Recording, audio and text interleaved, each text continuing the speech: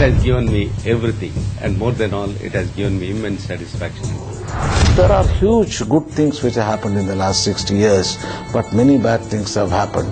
Really, I am proud of our country, and people from our country have earned a great name in India and elsewhere. We have taken to the villages by this Panchayat Raj Act only corruption and politics. Dream of a great country, that my country will become a developed country by 2030. India should encourage rural liberalization.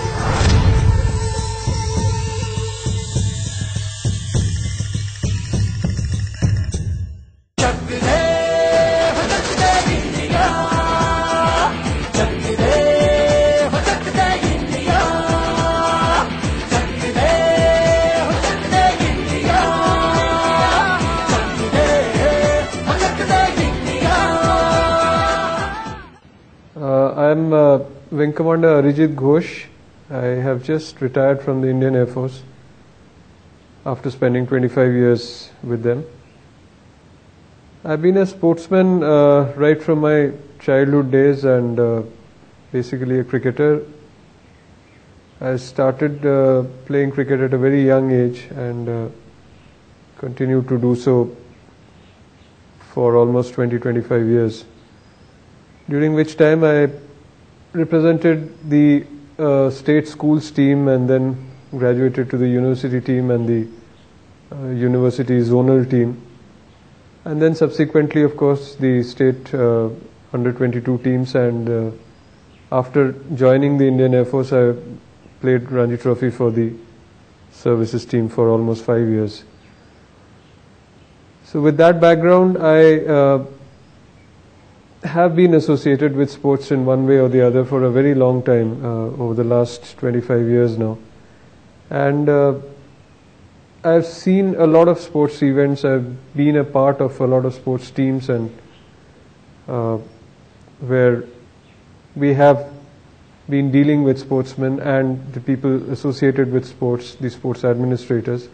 And in my last posting in the Indian Air Force, I was heading the Air Force Sports Board, which coordinated the sporting activities of almost 27 sports disciplines in the Indian Air Force. And we were in charge of making nodal centers for each sport and creating Air Force teams which played in the inter-services tournaments, and thereafter sportsmen went on to represent the services team playing in the nationals, and subsequently some of them graduated to the Indian teams as well. A lot of services sportsmen have won medals at national and international levels as well. So it has been a pleasure to be associated very closely with such people, and having a little bit of a background myself as a sportsman, as a national level sportsman, it was easy to appreciate the various problems that one encounters as a sportsman, as an administrator in sports over this last few years. So it has been a fair amount of experience that I have collected over these years, and when I speak on the administering of sports, I speak with a perspective of having been a sportsman myself and also having administered sports over the last few years especially. What I personally have always felt is that sports is best administered, best run by sportsmen themselves, because the sportsman has a particular kind of mental attitude which a common man who has never played sports perhaps would not actually be in a position to appreciate. The sportsman has a peculiar set of needs, a peculiar set of support that he requires from various quarters, which a non-sportsman would not probably be in a position to understand. So that, I feel, is the biggest shortcoming that we have in our country, in the sense that most of our organizations, most of our sporting organizations are run by people who have not really been sportsmen at any level. And I'm not saying that you have to be a national level sportsman or an Indian team member to be able to run sports successfully, but it's very important that you should have played sports at some level, and you should have that attitude, that orientation towards sports to be able to understand the needs and the requirements that a sportsman has, the kind of motivation that he needs, the kind of support that he requires, the kind of emotional support in times of injury, in times of loss of form, when he's not doing well. Those are the times when a sportsman, more than anything, requires a lot of support to be able to come back to peak performance levels. So having said that, I would like to also add that we also lack a regulated sports structure in our country as on date, which builds up sportsmen from the grassroots level and brings them through various stages of training, various levels of performance, various kinds of various stages of sports, to the level of an elite athlete who would be competing at national and international levels.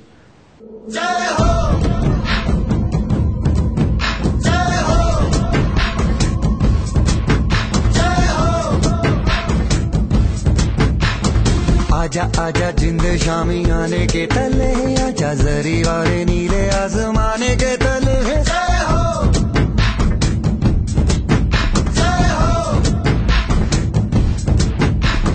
आजा आजा जिंद शामी आने के तले, आजा जरी वाले नीले. And for that you require a dedicated grassroots program, which we don't have. We just don't have this grassroots program, youth development program in most of our sports disciplines in India. Perhaps to a certain extent, to a very large extent, cricket now already has this kind of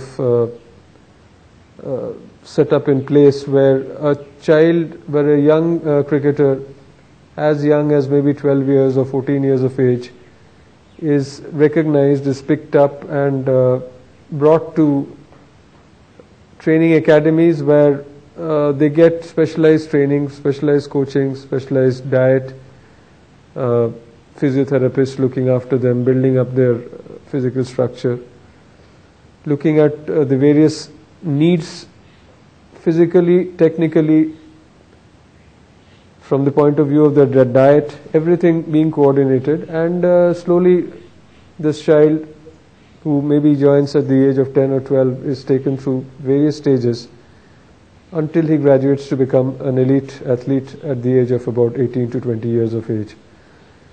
And the basic thing about creating an elite athlete is repetitively doing the various sports activities, that the various techniques of the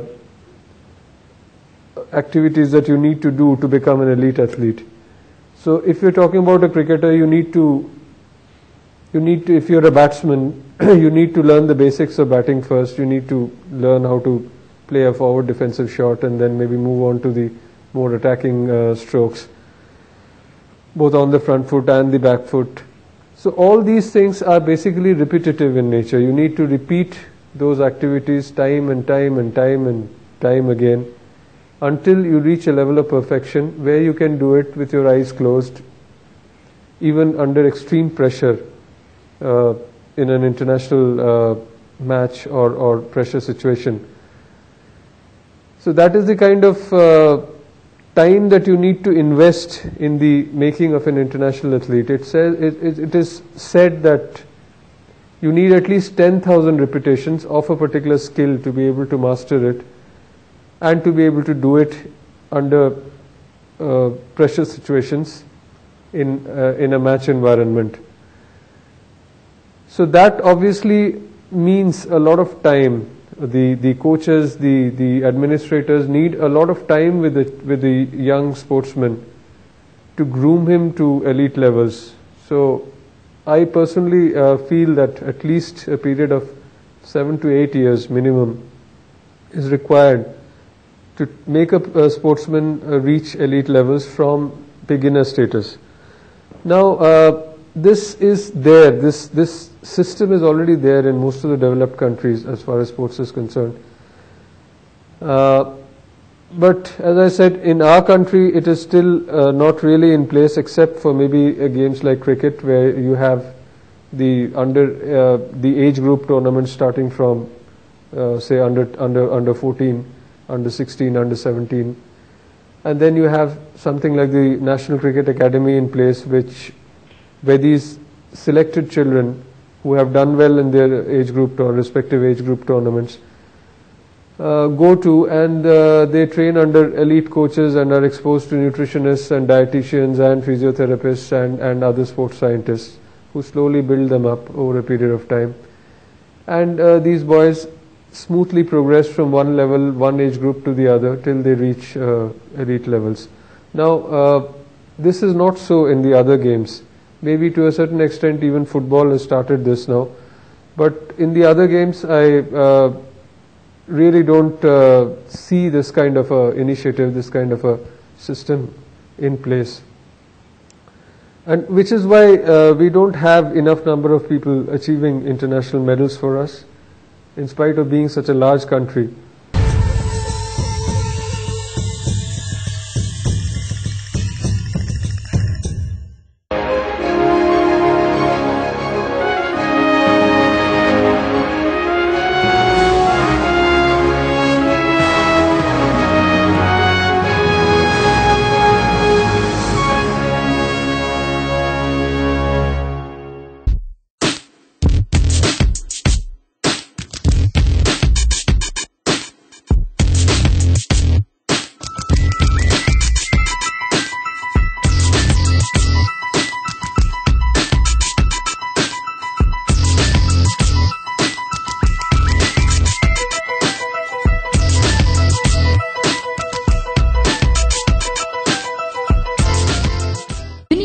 complex doctor CP Habib Rehman ಅವರ ಮುಖ್ಯಸ್ಥಿಕೆಯಲ್ಲಿ ಕರ್ನಾಟಕದ ಅಗ್ರ ಸ್ಥಾನದಲ್ಲಿರುವ ಆಸ್ಪತ್ರೆಗಳಲ್ಲಿ ಒಂದಾಗಿದ್ದು, emergency ಸರ್ವಿಸ್ಗೆ 10570 ಕರೆ ಮಾಡಿ ಶೀಘ್ರ ಚಿಕಿತ್ಸೆಯನ್ನು ಪಡೆಯಬಹುದಾಗಿದೆ. Unity health complex, expect life.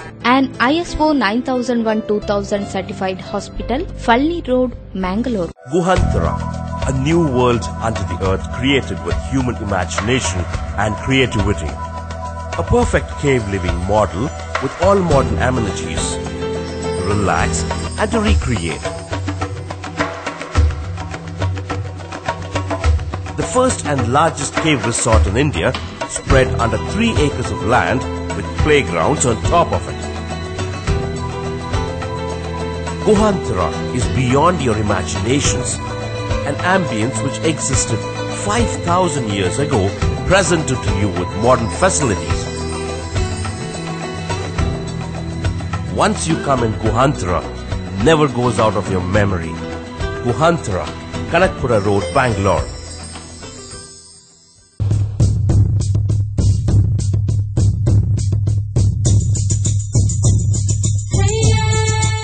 India is my country, where knowledge is free, where the world has not been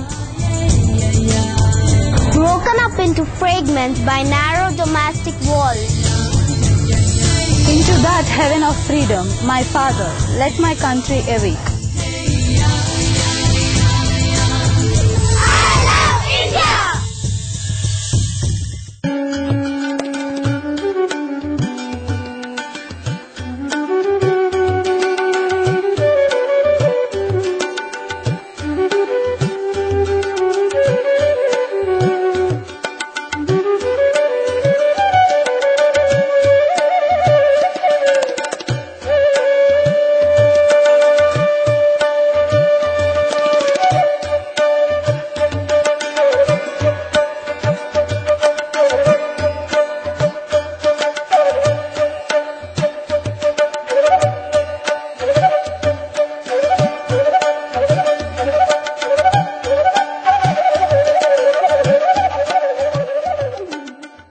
Well, it gives me quite a lot of pleasure to be part of this program just at a time when we have just celebrated 60 plus years of post-independence era.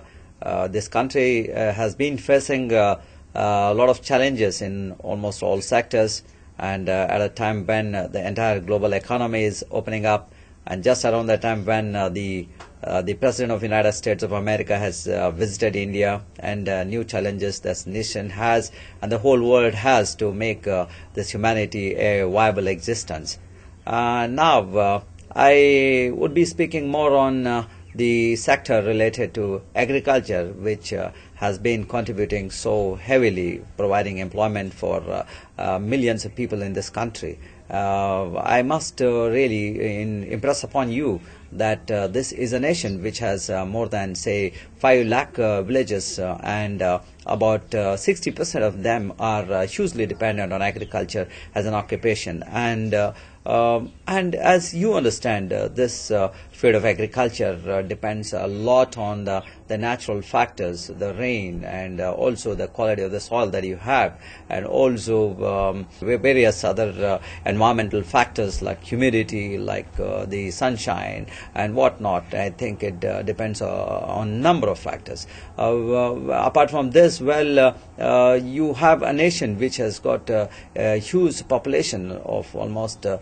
billion plus now. We are only second after China, and this huge country needs to be fed with very good quality food, because it is the quality of food that's very, very essential to build a good human resource. And that's how the nation till almost 60s was facing some problem with regard to providing food in adequate quantity to the population. But it is during the later years of the 60s, 1969 to be very precise, when we really started working on green revolution, using hybrid seeds, using the chemical fertilizers, and new package of practices evolved by the University of Agricultural Sciences. Really was a great effort from the Indian government in building the capacity of the people in adopting new technologies and improving the yields of agriculture. And that's how there was a considerable improvement in terms of the productivity of yields from the per unit area of the land that the farmers were owning. But well, that did not suffice. Now 30 years later from then, we see that yes, yields definitely have improved after the application of fertilizers, with a better management of water, and also with proper spacing technologies, with proper management of pests, using chemicals, and all that have stabilized to the yields to a certain level. They have stabilized the yields to a certain level, but what we miss in the process is the qualitative aspects of food that really is very, very essential. We are missing. In fact, I have a case where in a village where farmers are taking to production of gherkins, there is huge consumption of pesticide for this particular crop. This particular crop is being exported to the European countries. It is used as a pickle, and since this particular crop requires heavy dose of pesticides, these heavy dose of pesticides when they are sprayed by the farmers who are cultivating these crops, what has happened is it has created health hazards.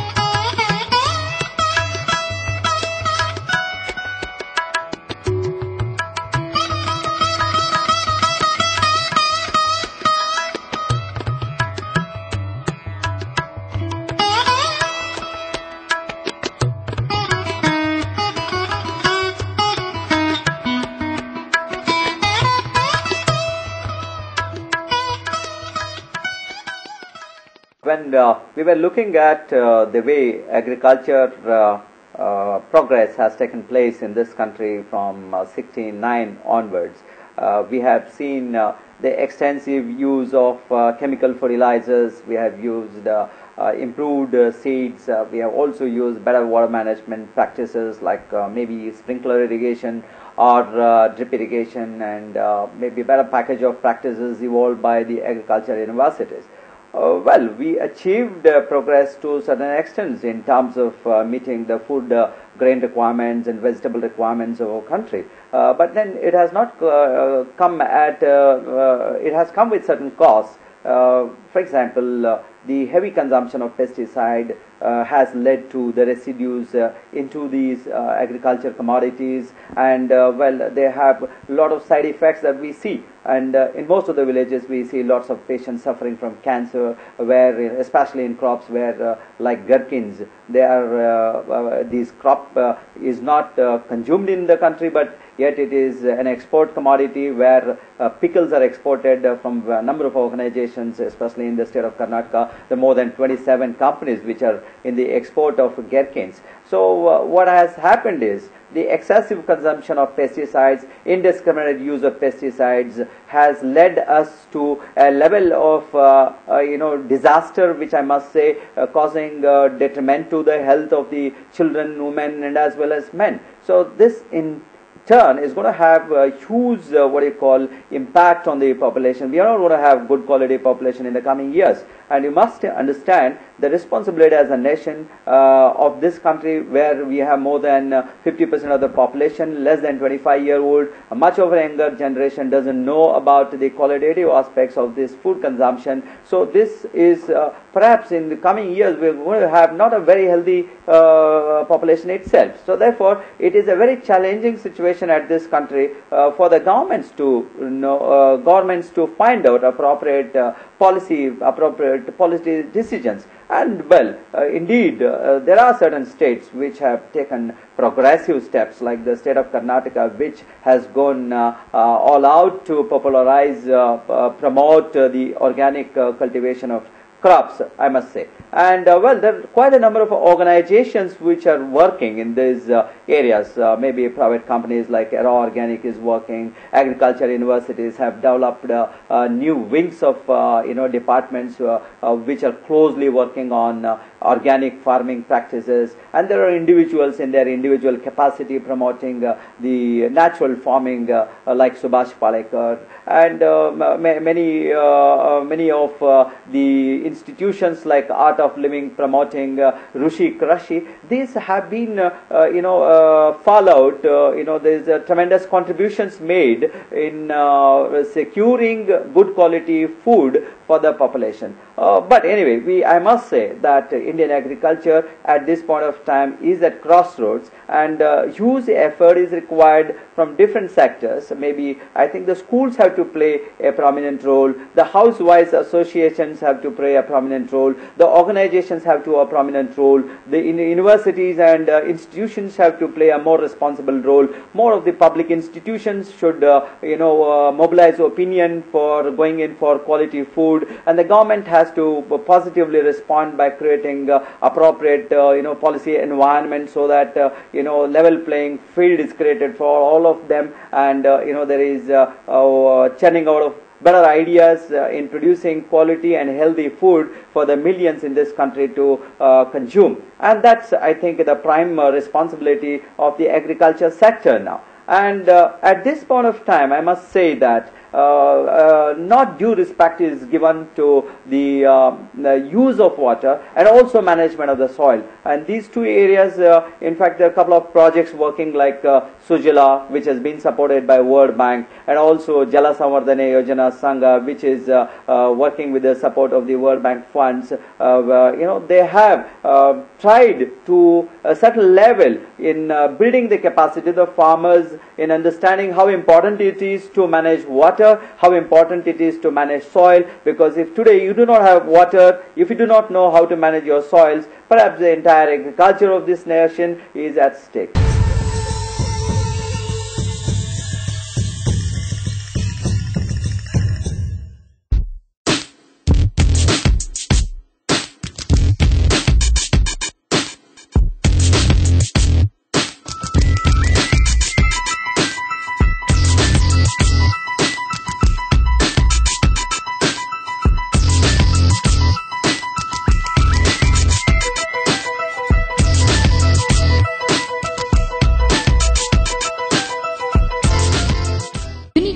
Complex doctor CP Habib Rehman ಅವರ ಮುಖ್ಯಸ್ಥಿಕೆಯಲ್ಲಿ ಕರ್ನಾಟಕದ ಅಗ್ರ ಸ್ಥಾನದಲ್ಲಿರುವ ಆಸ್ಪತ್ರೆಗಳಲ್ಲಿ ಒಂದಾಗಿದ್ದು emergency ಸರ್ವಿಸ್ಗೆ 1055707ಕ್ಕೆ ಕರೆ ಮಾಡಿ ಶೀಘ್ರ ಚಿಕಿತ್ಸೆಯನ್ನು ಪಡೆಯಬಹುದಾಗಿದೆ. Unity health complex, expect life.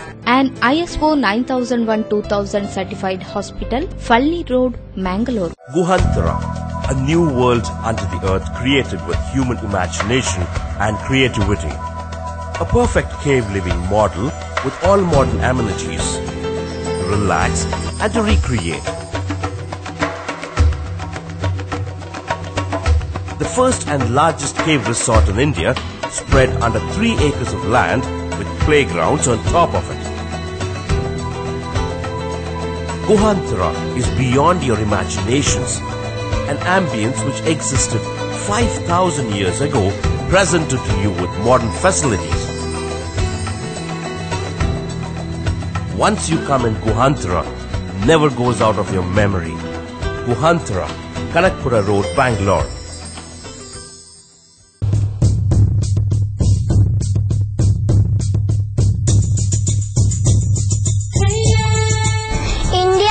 My country, where knowledge is free, where the world has not been broken up into fragments by narrow domestic walls. Into that heaven of freedom, my father, let my country awake.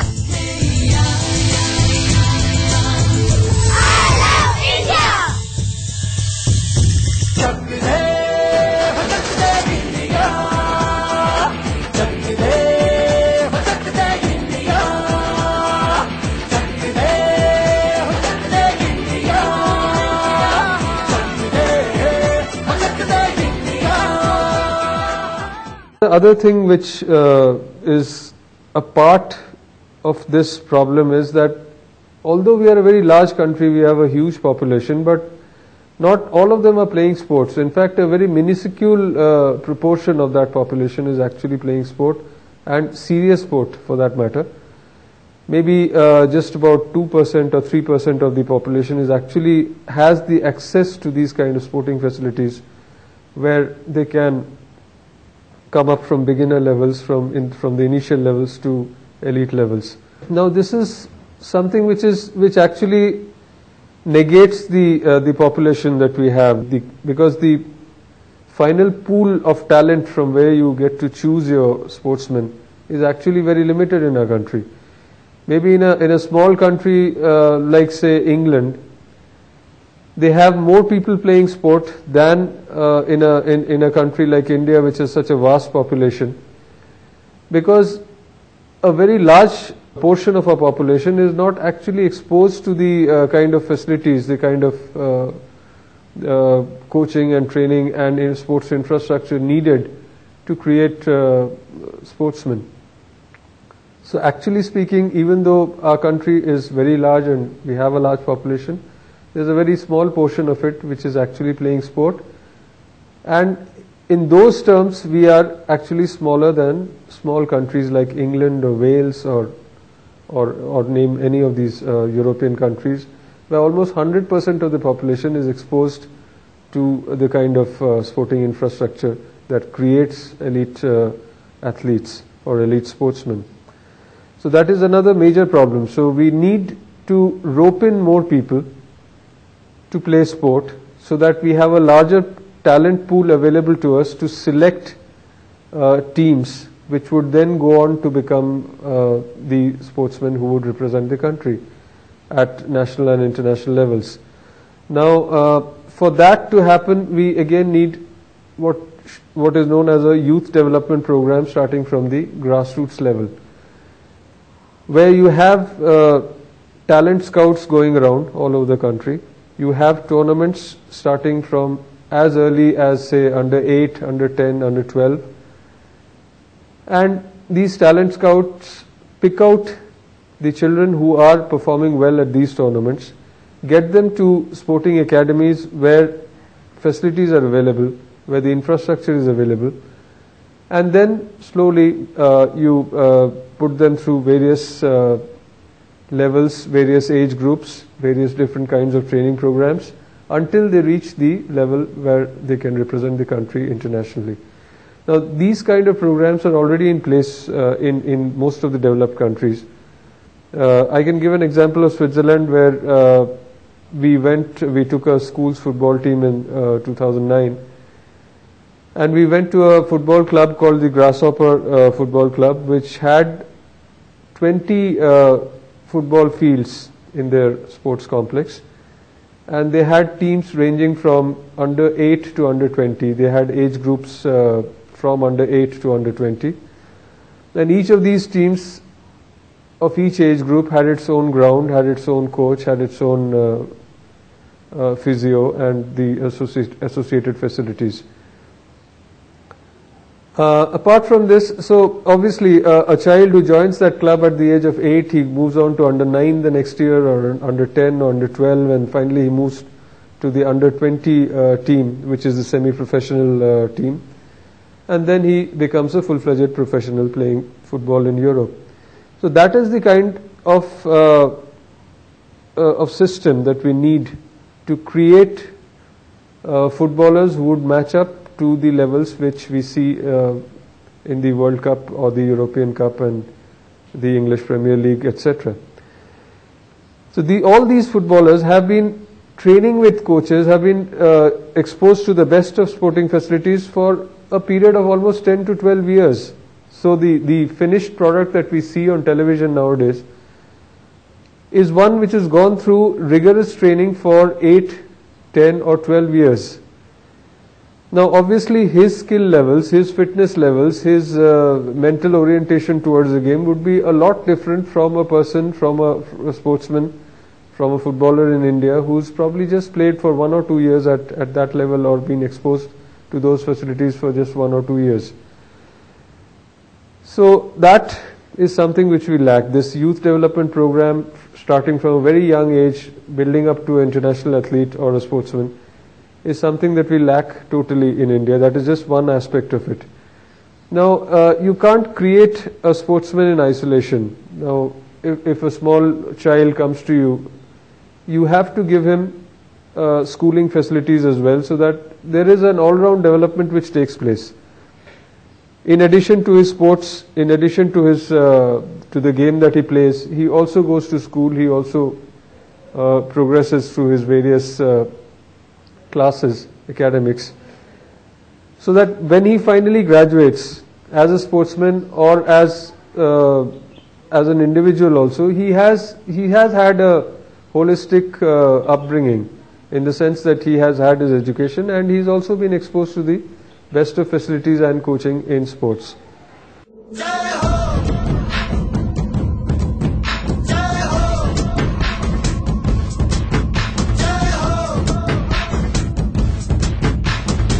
आजा आजा जिंद शामी आने के तले, आजा जरी वाले नीले आसमाने के तले, जय हो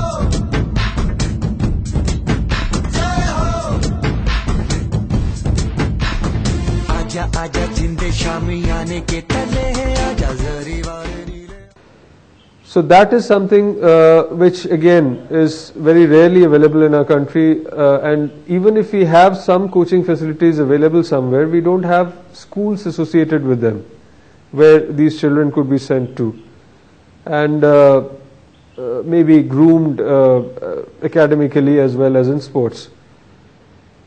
So these things need to be coordinated in a youth development program, where a young child is slowly taken through various stages of schooling and sports coaching simultaneously, so that when he reaches an age of 18 or 20 years, he has had a balanced upbringing, where he's also played sports, been exposed to the best of coaching and the best of facilities, and he's also done his education along the way. So those are the kind of things which are in place in most of these developed countries, which we need to build up. The third thing that we need to inculcate in this youth development program is the availability of qualified coaches who actually need to be able to understand the needs of very young children as they go through through the development phases of their life, physically, mentally, emotionally, as they grow from an 8-year-old child to a 20-year-old man.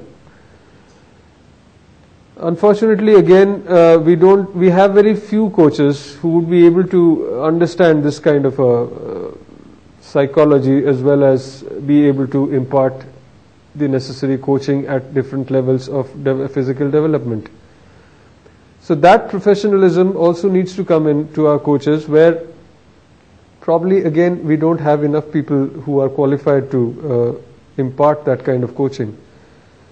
So all this clubbed together, you need a coach who is also a mentor, sort of, who guides a young child of 8 years or 9 years or 10 years slowly over different age groups till he becomes an elite sportsman.